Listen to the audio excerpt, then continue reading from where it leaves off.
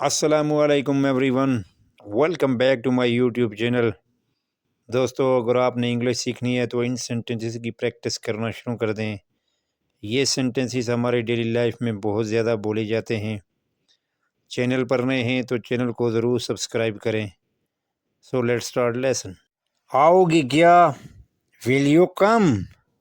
Will you come? बैठोगे क्या? Will you sit? Will you sit? लिखोगे क्या? Will you right? Will you right? पियोगे क्या? Will you drink? Will you drink? पढ़ोगे क्या? Will you read? Will you read? देखोगे क्या? Will you watch? Will you watch? जाओगे क्या? Will you go? Will you go? खेलोगे क्या? Will you play? Will you play? मुझे देखो, look at me? Look at me? ऊपर देखो, लुक अप? Look up? नीचे देखो, look down? Look down?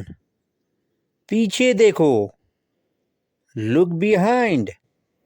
Look behind? कौन जानता है? Who knows? Who knows?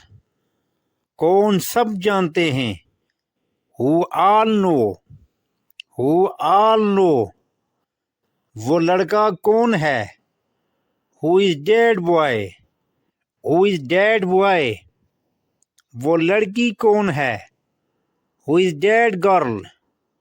Who is that girl? वो चलता है। ही वॉक्स? ही वॉक्स?